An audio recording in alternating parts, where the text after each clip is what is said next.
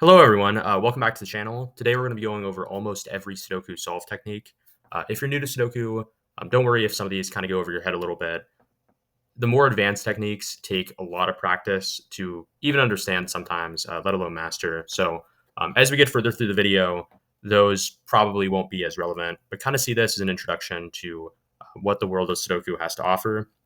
But yeah, we'll go and start off with the basic rules of Sudoku. So Sudoku is a puzzle that is a 9 by 9 grid of these cells. And this 9 by 9 grid is then separated into 9 smaller boxes of 3 by 3 cells. And really, the only rule is that each number 1 through 9 has to appear exactly once in each row, column, and box. And rows, columns, and boxes are collectively referred to as houses. So, really, the only rule is each number has to appear exactly once in each house. So, whenever you're actually solving a Sudoku, you're given some numbers to start off with, right? And through a series of logical steps, you should be able to fill in a number for each of these cells and then ultimately arrive at a unique solution. So you can see the actual solution for this puzzle in this bottom left corner right here. So if we were to start solving this puzzle, the first thing you would probably do is look at this first box. You see every number 1 through 8 is filled, so 9 is the only one left, right? So that would be kind of an obvious first move to start out with. But not all of the steps you could take are really that simple. So what you have to do in a lot of Sudokus is in a single step, you may not be able to find what number goes in a cell, but you may be able to eliminate some possibilities. So it really helps to keep track of those possibilities. And one of the ways you do this is by filling in every possible number in a cell. So for example, let's take this cell right here. Well, I know it can't be 1 because it sees 1 here. It's in the same column. Can't be 3, 4, 5, 6, 7, 8. But it can be 2 and 9. So we could fill those in as little numbers in that cell, and those are the possibilities, which are also called candidates for that cell. And if we were to do this for the entire grid, that would be called full candidate notation. And so we're going to be using full candidate notation when describing a lot of these solve techniques going forward. But yeah, this video, all of the examples will be made using the website Sudoku Coach. It was also very helpful at getting me to learn a lot of these techniques. So I'd really recommend going to Sudoku Coach. I'll leave a link to the description. Another website I want to shout out is Sudoku, and that would also help me learn a lot of Sudoku techniques. So I'll be linking that as well. But yeah, we'll go ahead and start off with the basic Sudoku techniques. So this first part of the video, we're going to cover what I consider to be basic techniques. And that's because these are going to be the techniques that get you through pretty much all of casual Sudoku. So they'll tend to be a little bit easier to spot, a little bit easier to pull off, but that doesn't necessarily mean that all of them are going to be easy. A few of them can be quite tricky, actually. But this will be essentially enough to solve almost any newspaper Sudoku and should get you up through the hard difficulty on most Sudoku apps and websites. So we're going to start off with a really simple technique called the last digit. And so basically, this occurs when you filled up every other spot in a house besides one. So there's only one remaining possibility to put in that last cell. So I have 3 examples of this right here, right? If we look at the first row, we see that every number 1 through 8 has already been filled in. So we really only have one remaining option, and that's going to be 9. The same thing goes for this first column. 1 through 8 is already filled in, so the only remaining option is 9. And then finally, for this middle box, we only have one spot left, and we've already filled in 1 through 8, so it's got to be 9. So that is the last digit technique.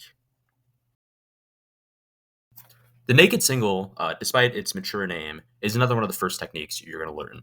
And basically, what a naked single is when you take a cell and you strip down every single candidate besides a single one.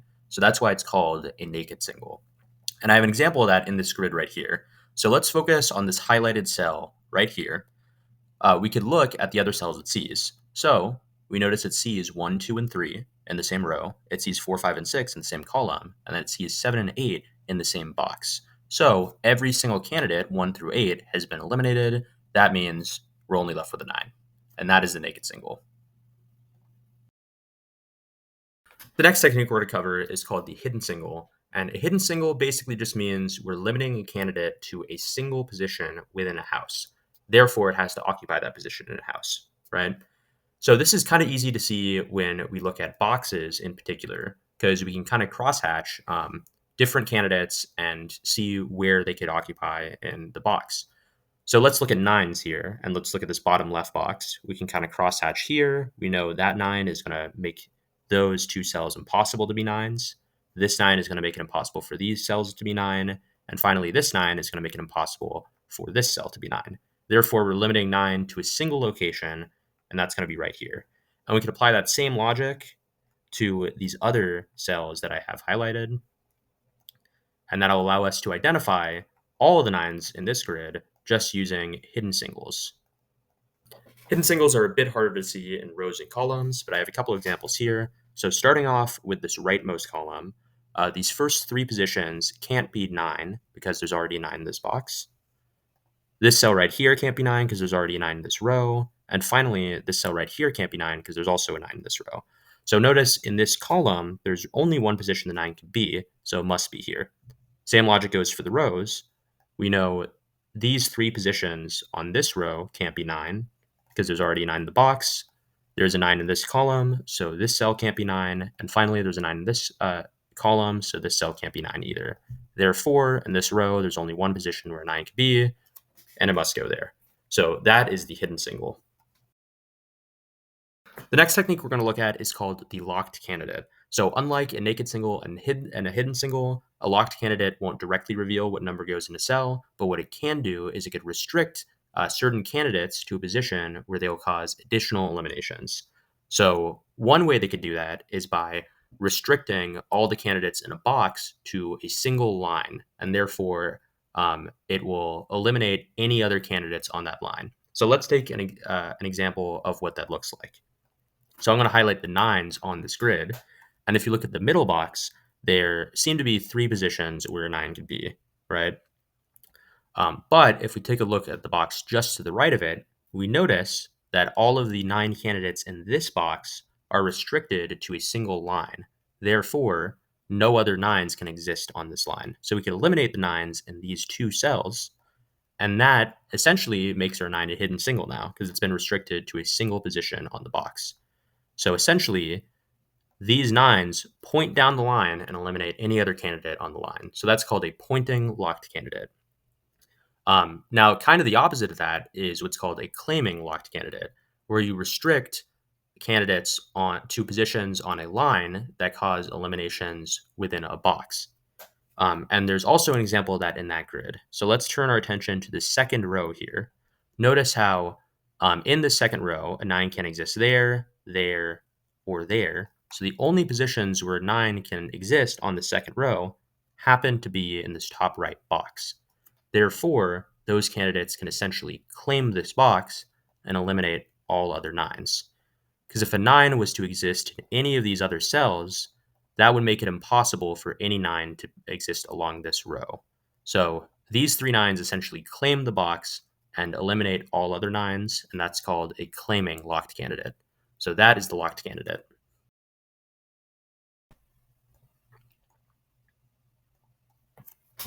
The next technique we'll be going over is called the naked group. And this is where you have a set of n cells that each are composed of the same set of n candidates. And so what that means in less mathy terms is that we have a group of cells that has just enough candidates to fill all of those cells. So if we were to place one of the candidates outside of that group, then we wouldn't be able to fill up all the cells, and we can't have that in Sudoku. So the simplest occurrence of this is called a naked pair, where we have 2 cells that are composed of the same 2 candidates. And we can see on the grid here, we actually have an example of that in the top right box. So you can see in these 2 highlighted cells, both of them have 1 and 9. And if we were to place a 1 or a 9 outside of one of these cells, say, for example, if we were to place a 1 here, then we would have to place a 9 here. And then look at that. There's nothing that could even go in this cell. So we know that we cannot place a 1 or a 9 outside of these 2 cells in the box. So what we could do is we can go ahead and eliminate 1 and 9 as a candidate from all of those cells. So it works for boxes, but then it also works for lines as well. And if you look in this first column, and the highlighted cells in this line, we have a 1, 6, 9, we have a 1, 6, and we have a 1, 9. So they don't exactly have the same candidates, but they're pulling from the same 3 numbers, 1, 6, and 9. So we have 3 cells, three numbers. So that is called a naked triple. And that means we could apply the same logic. We know any of these cells can't be 1, 6, or 9. We can continue to apply the same logic to higher order groups. Here I have an example of a naked quadruple, four cells consisting of four numbers 1, 2, 3, and 4. But we really don't have to go higher than this and go into groups of 5, 6, 7, or 8. Because whenever we actually create a group, we are creating a complementary group of all of the other numbers in the house. So when we create this group of 1, 2, 3, 4, what we're doing is we're then creating a complementary group of 5, 6, and 7. So once we go above 4, there's always a complementary group of 4 or lower that we could look at instead. And yeah, that is the naked group. So the last basic technique we're going to cover is called the hidden group. And basically, this is when you have a set of n candidates that are restricted to a set of n cells. So if you were to place a different candidate in one of those cells, there wouldn't be enough room to place all the remaining candidates. So the simplest occurrence of this is a hidden pair. And we could see an example in this grid right here. It looks like we have all sorts of candidates for all of these cells in the box. So it looks like we don't have that much information. But if we take a look at two candidates in particular, those being 2 and 9, you'll see they overlap in the exact same positions. So 2 and 9 can only fit in these two cells. And if 2 and 9 must fit in those two cells, that means nothing else can fit in those cells. So what we could do is we can remove every other candidate that's not a 2 or a 9. So that's a hidden pair. And a hidden triple is the same logic, just with more than with 3 cells instead of 2. So if you look at this line right here, again, looks like we don't have that much information. All these cells have at least 4 candidates. But let's look at the position of 2, 9, and 7. And you'll notice they all can only be placed in this set of 3 cells.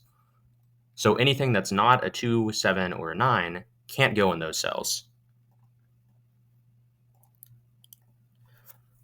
And you also might notice that another way we could have come to that conclusion is by looking at these non-highlighted cells. If you refer back to the last technique we covered, the naked group, you'll notice that this is actually a naked quadruple, and we could have made the same deduction using a naked quadruple instead of that hidden triple. So that's kind of what I mean when I say whenever there's a group, there's also a complementary group that exists. So with this group of 3, there's a complementary group of 4 that exists within the same house. So with hidden triples and pairs, you could obviously extend that to higher order groups. But again, it's not really necessary to go past 4 because a complementary smaller group will exist. So yeah, that is the hidden group, and that sums up our basic techniques. So using some of the techniques we've learned in this part, let's go ahead and actually solve a full puzzle. So this is one of the hard difficulty puzzles on Sudoku Coach, and we're just going to solve it right from the start. So we have all of our given candidates here, and the first thing I'm going to do is there's this automatic tool that allows us to fill in all cell candidates so we can get the full candidate notation. And this is just going to eliminate any candidates that are directly seen by another number in the same row, column, or box, right? So that is what our grid looks like with full candidate notation. And you'll notice we have one instance here of a cell with only one candidate. So that is a naked single. And we're going to go ahead and fill that in. And you'll notice we can get a little chain going where we have a bunch of naked singles then revealing themselves. We finished up this whole box in the top middle. But we can't go through the entire puzzle, unfortunately, by just doing naked singles, or else that would be a really easy puzzle. Um, However, we can use some of our other tactics. So, for example, you'll see here I have 8 highlighted. And if you actually look, 8 is a hidden single because it's only restricted to this position in the cell. And then look at that. That creates another hidden single right here in this box, another hidden single right here in this box. So we could kind of do some chains of hidden singles as well, just using some of our techniques. So let's go ahead and take inventory of each of our numbers and see where all the candidates are. So this is what it looks like for 1. I don't see any techniques we could use just using 1s. Same thing with 2s. Nothing really pops out to me. So we're just going to go down the list here and see if we can spot any more hidden singles. And you'll notice actually with fours, we do have a hidden single right there. And another hidden single up here as well. And fives, a hidden single right there. Sevens, there's one right there. And that creates a naked single of a 3, 2, and a 9, and a 6 up here. And it looks like we have all of our 8s filled in. And we got another naked single or hidden single 9 right there. So let's see if we could pull out any of our other techniques. One thing that I noticed in this first column here actually is we have a naked triple with these 3 cells. You'll notice these 3 cells have the same 3 candidates, 1, 3, and 6, which means none of these cells contain 1, 3, and 6. So we'll be able to eliminate some candidates using that method. So let's see if that's changed the distribution of candidates for 1, 3, and 6 at all. And you'll actually notice it has. So let's look at this. Oops. Let's look at this column right here. Now we have all of our 1s in this column are limited to this top left box. So these 2 candidates can claim the box, making this 1 no longer a candidate. Let's see if 3 and 6 have changed at all. Don't see anything with 3. Don't see anything with 6. So let's go ahead and just look through our rows and columns to see if we can get any more naked or hidden groups.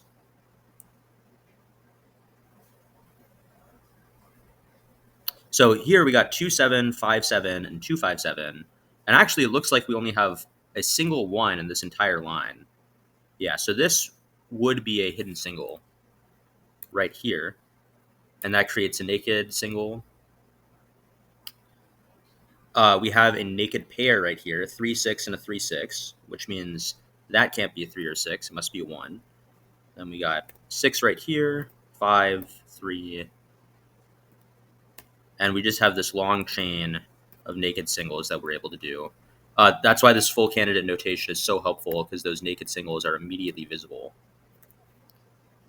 It's looking like we might even be able to solve the entire puzzle just using this chain of naked singles.